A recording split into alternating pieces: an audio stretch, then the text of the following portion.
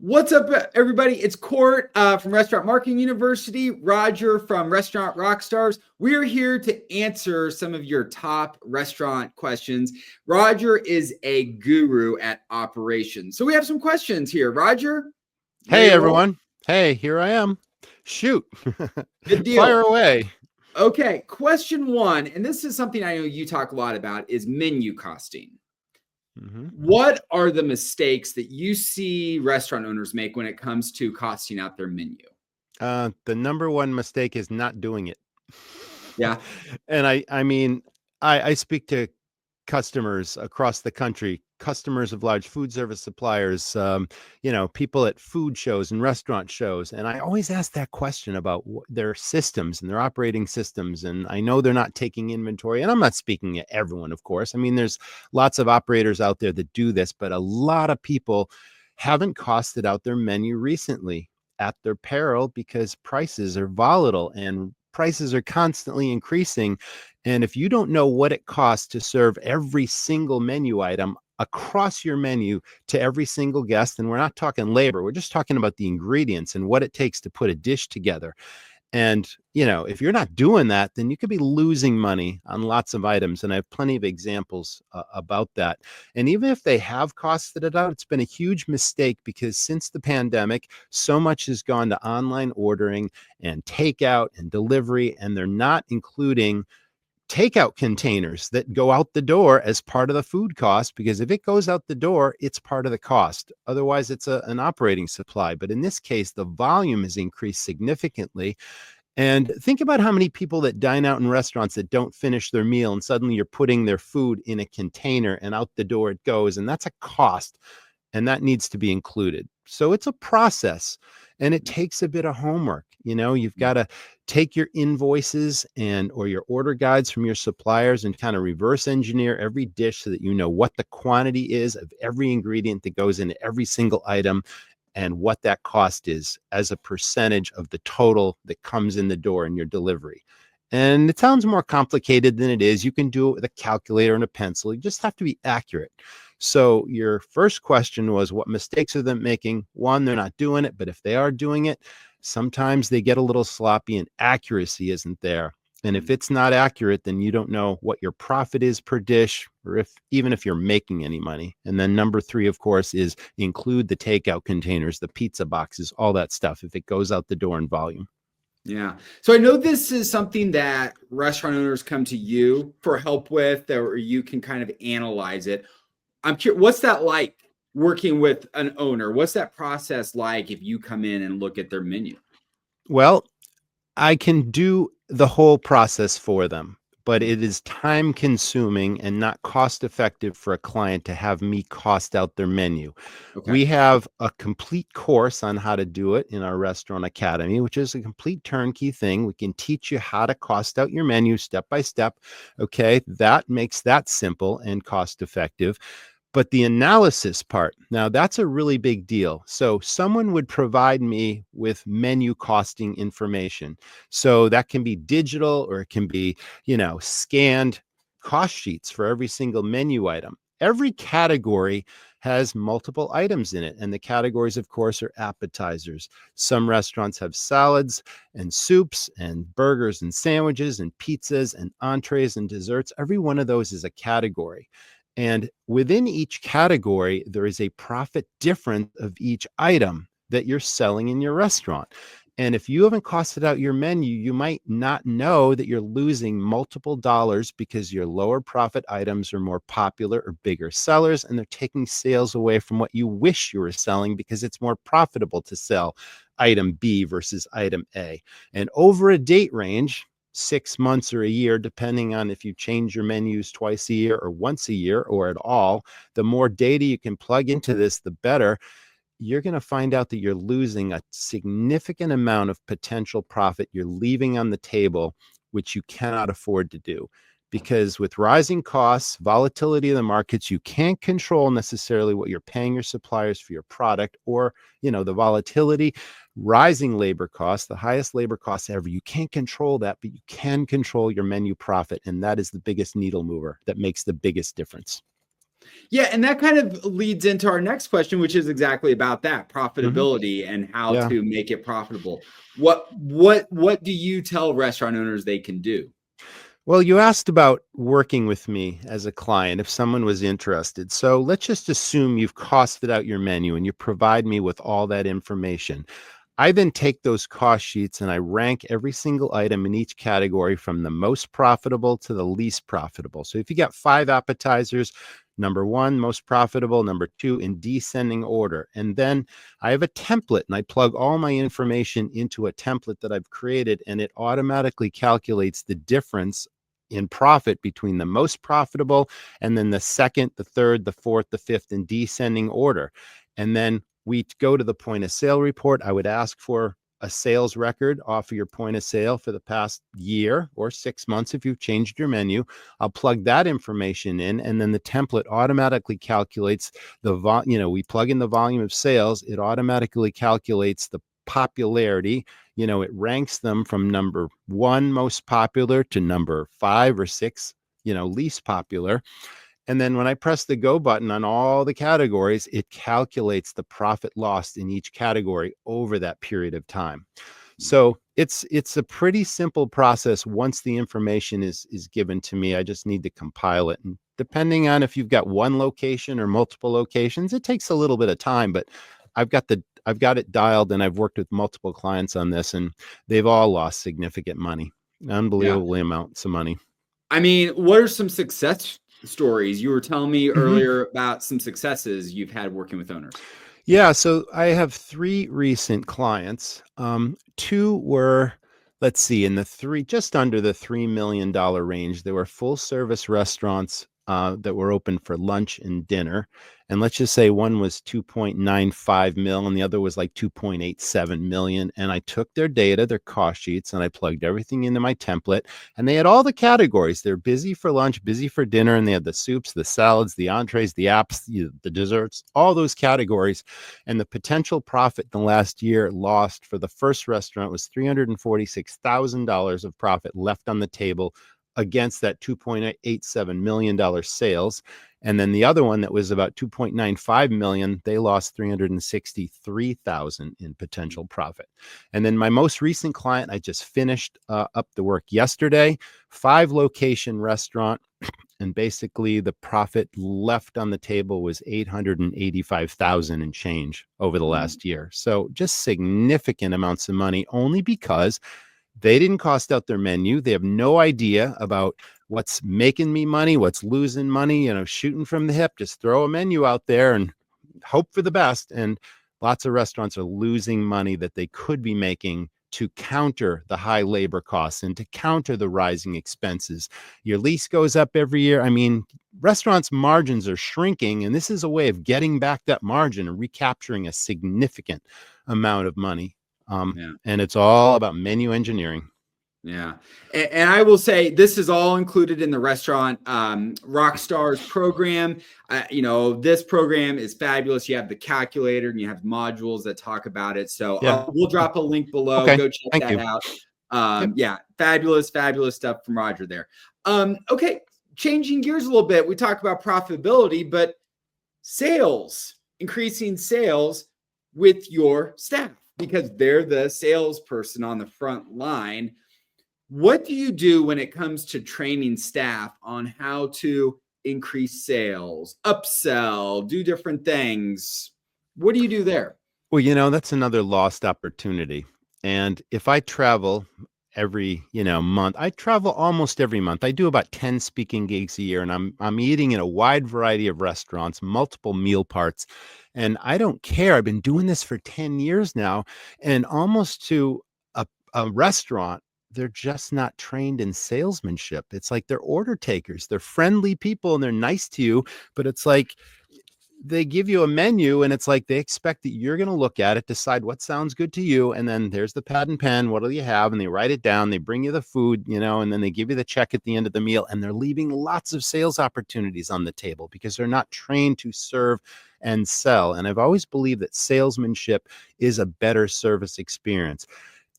It all comes from product knowledge and restaurant knowledge. And when I owned restaurants, we trained daily in both. And we had pop quizzes and we had contests and incentives. And we had a daily pre-shift that was required every single day. And I'm not talking about 20 minutes. I'm talking about 10 minutes where we had a strategy session. How are you going to read this table? How are you going to break the ice? How are you going to build a rapport with those guests? How are you going to, use your unique personality to make suggestions that the guest will enjoy and appreciate, which will give them a better dining experience, which will lead to a higher check average and an online review if they had a great time you asked for it. And all those things came together. And I created this training system called Sales Stars. And it teaches the basics of hospitality, what guests are looking for in your restaurant. They want to be recognized, they want to be acknowledged, and they want to be served. Everyone wants to feel like they're a regular or that they're an important person in your restaurant, even if they're a first-time visitor. And I've always believed that the restaurant business is entertainment, it's show business. I train my team, when the doors open for business, for service, every single day, it's like the curtain's going up and it's showtime. And you're not a server, you're not a busser, you're not a host, you're not a bartender, you're an actor on stage. And you're here to dazzle the guest, give them great experiences, make suggestions that enhance their meal, and then hopefully they'll come back again and be a brand ambassador, make friends with customers so that they ask for you the next time they come in. And that happened all the time. So those were my very strict sort of philosophies. It started with training. It started with pop quizzes and contests and incentives. We even went so far as one of the things they really loved was this game. Everyone's played this game called bingo. You know how bingo goes, right? You got a little card and you got a bunch of like beans or like little discs or whatever. And the guy calls out the number and the letter in the row, and you're supposed to fill it diagonally or sideways. And whoever does it first wins the game. Well, instead of having numbers and letters, we filled every bingo square with items we most wanted to sell. These were signature items. These were hooks. These were most profitable items. If we brought in a bunch of fish that week and we really needed to sell it before it went bad or before it expired, we put the fish on there. And it's like now every person had to go out and they literally had, there was a big prize for who gets the first bingo, and they literally collected sales of all these items that during the course of the evening, and they had a ball doing it. And it became this healthy competition. The guests had a better experience, our team had fun, they won incentives. And that was just one thing we did. That's very cool. I've never heard that bingo idea. I like that a lot. But one thing I also want to say, your audience is probably, maybe it's full serve and fast casual and food trucks, and maybe it's a cross section of all of those. These techniques are important in every restaurant, whether you have full service or it's over the counter. Every person on the floor or interacting with a guest is representing your business. They're a brand ambassador. And you're taking all the risk of business, right? If you're the owner, you're paying the lease or the mortgage on the property, the payroll, the cost of goods, the utilities, the dumpster in the parking lot, the linens in some cases, and the list of expenses goes on and on. Huge risk.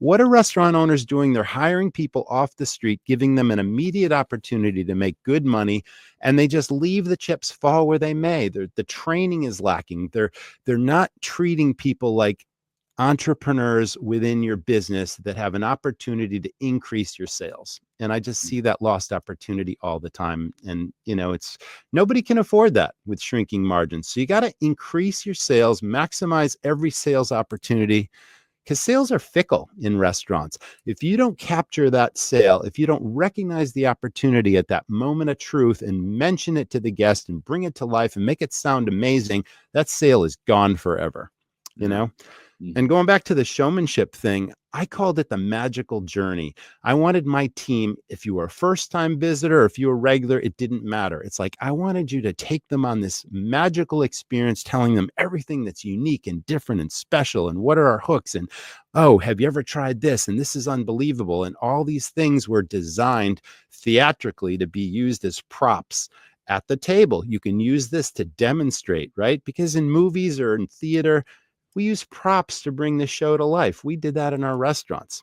And then the last thing I want to mention, if we're talking full service here, jobs in restaurants traditionally full serve restaurants are very delineated, right? The host answers the phone and does takeout orders and greets people at the door and seats them. And if there's a wait, they put you on the waiting list and they call you when your table's ready. Okay, the bussers, they reset the tables when a guest has left. They clear the table, reset it, wipe it down, tell the host, okay, table 3 is ready, that kind of thing. And we know what servers and bartenders do. But most Yeah. restaurants I visit, I've never seen a restaurant where the host or the busser or any front of house, a back wait, I don't care what you call them, are actually trained in product knowledge that they can make suggestions and actually make sales while the server for that table is in the kitchen getting somebody else's food.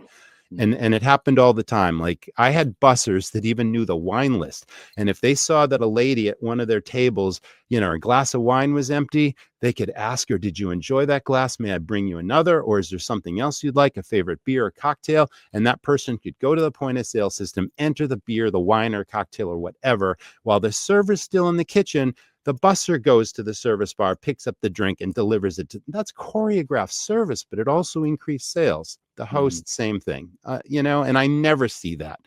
So the sales stars philosophy doubled and tripled sales in my restaurants year on year. And it was just this huge thing. And now we obviously have that in the academy as well. Yeah, yeah. It's a great resource. So, I mean, this is kind of a scary question. Okay. Where do you see things going in the next 5 to 10 years with people, especially now that we have AI and ordering? And I'll tell you, I've gone to a couple of places where all they have is a QR code on the table, Yes. and they're like, scan your menu and order, and it upsells. And I promise I spend more money Mm-hmm. because of that than if a human had taken my order. And where do you see that? I mean, hopefully we don't get rid of people, but the reality is they're the most expensive thing that a restaurant has, right? Oh, yes. And the fact that Uh-huh. if you can get AI to do a better job of selling, I mean, what do you think?